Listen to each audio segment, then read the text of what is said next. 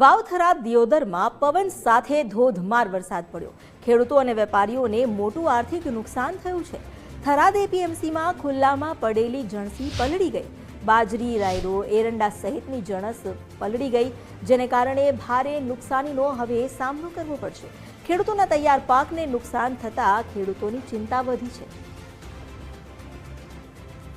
અત્યારે આ અચાનક આવેલા ભયંકર વરસાદ અને વાવાઝોડાના લીધે માર્કેટમાં ઉભો છું અને માર્કેટમાં બહુ મોટા પ્રમાણમાં નુકસાન થયું છે, જેમાં બાજરી હોય, એરંડા હોય, આ બધા પાકોમાં બહુ મોટા પ્રમાણમાં નુકસાન થયું છે। ખેડૂતો જે બાજરી લેતા હતા એ બાજરીઓ લીધી તો એમને માર્કેટ સુધી પહોંચતી કરી છે, તો માર્કેટમાં અને ખેડૂતોની ચાર, બાજરી આ બધામાં મોટા પ્રમાણમાં નુકસાન થયું છે કે જેનો કોઈ અત્યારે એનો ઉલ્લેખ થઈ શકે એમ નથી।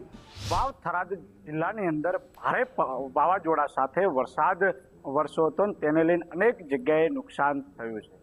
રાત્રિ દરમિયાન ભારે વાવાઝોડા સાથે જે વરસાદ વરસ્યો છે તેને લઈને ખેડૂતોને પણ મોટા પાયે નુકસાન થયું છે।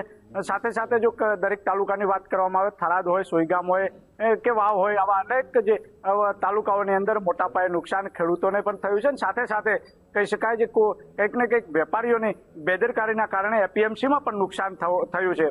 અત્યારે આ જણસી જે અત્યારે બોરીઓ જે પડે છે, આપ જોઈ રહ્યા છો, એ પાણીની અંદર અત્યારે પલળી રહી છે। આ એરંડા છે, બાજરી હોય સહિત રાયડું, આવા જે જણસી છે એ અત્યારે એપીએમસી થરાદ ખાતે જે ખુલ્લામાં પડે છે। રાત્રિ દરમિયાન જે વાવાઝોડા સાથે વરસાદ આવ્યો છે તેને લઈને મોટા પાયે નુકસાન થયું છે।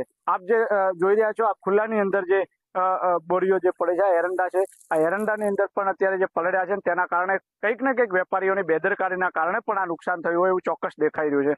સાથે જો કરવામાં આવે તો ખેડૂતોને અનેક જગ્યાએ નુકસાન છે। જે બાજરી જે કાપણી થયેલી છે, બાજરીનો પાક ખેતરની અંદર પડ્યો, તેની અંદર પણ મોટું નુકસાન થયું છે। ને આ વાવાઝોડા તેમજ જે કહી શકાય કે વરસાદની આગાહી હોવા છતાં પણ આજે બેદરકારી વેપારીઓએ દાખવી છે, તેને લઈને પણ અનેક સવાલો થઈ જાય છે। કારણ કે અત્યારે જે બોરીઓ છે એ અનેક જગ્યાએ જે માર્કેટ યાર્ડની અંદર ખુલ્લામાં પડે છે, આ કોઈ જ વ્યવસ્થા કરવામાં નથી આવી, એટલે કહી શકાય કંઈક ને કંઈક ખેડૂતોને નુકસાન છે, સાથે સાથે વેપારીઓને પણ નુકસાન જોવા મળી રહ્યું છે। યશપાલસિંહ વાઘેલા, ગુજરાત ફર્સ્ટ, વાવ-થરાદ।